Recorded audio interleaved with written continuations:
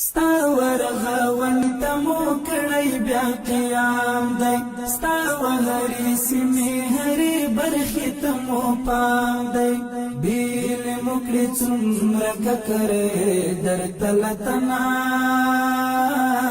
ای ګران وطنا.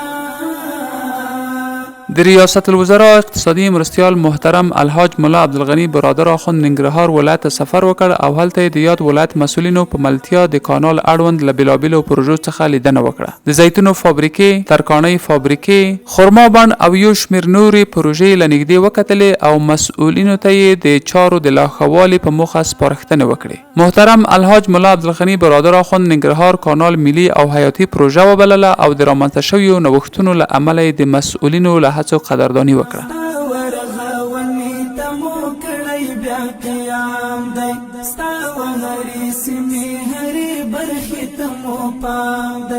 بیل مکړې څومره ککرې درته له تنا